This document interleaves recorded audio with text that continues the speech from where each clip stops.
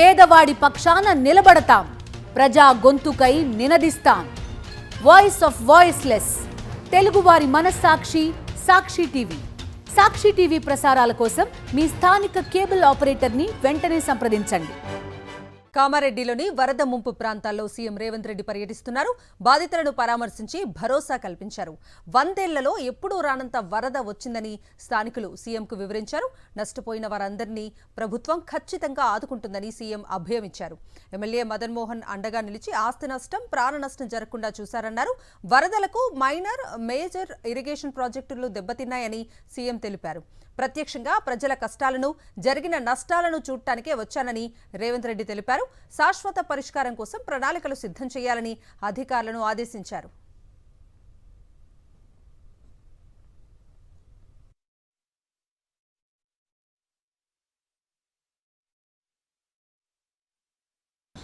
నేను మీకు ఒకటే మాట ఇస్తున్నా, కలెక్టర్లకి ఇతర అధికారులకు నేను ఆదేశాలు ఇస్తున్నా.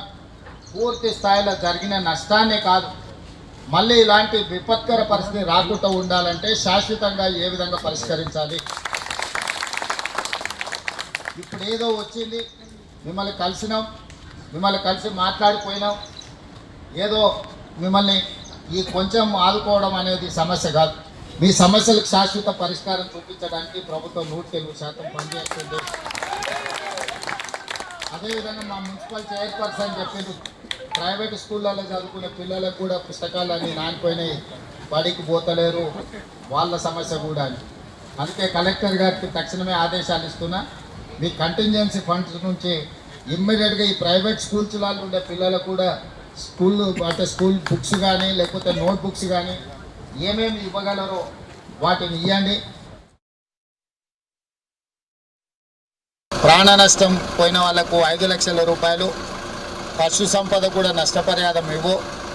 ఎంబడే రెవెన్యూ బృందాలను పంపించి ఎక్కడెక్కడైతే పంట మునిగిపోయిందో, నీట మునిగిపోయిందో, లేదా పంటల మీద ఇసుక మేటలు వేరినాయో, అదేవిధంగా రహదారులు కొట్టుకపోయి కొన్ని దగ్గర బ్రిడ్జ్లు కొట్టుకపోయినాయి, కొన్ని దగ్గర రోడ్లు కొట్టుకపోయినాయి.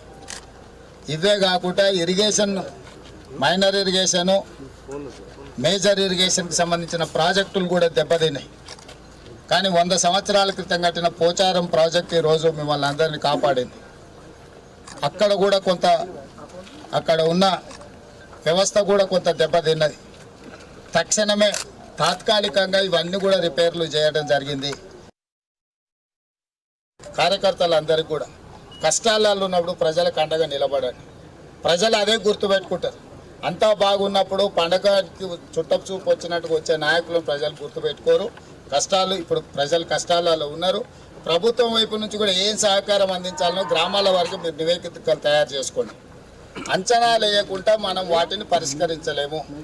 అందుకే వీడికి వచ్చిన స్థానిక నాయకత్వానికి నా సూచన ఒకటే, మీ గ్రామాలలో జరిగిన శాశ్వతమైన నష్టాన్ని అంచనా వేయించండి. వాటన్నిటిని రిపేర్ చేసి వాటిని బాగు చేపించి మిమ్మల్ని ఆదుకునే బాధ్యత ఈ ప్రభుత్వం తీసుకుంటుంది. ప్రభుత్వం మీకు అండగా ఉంటుందని తెలియజేయాలని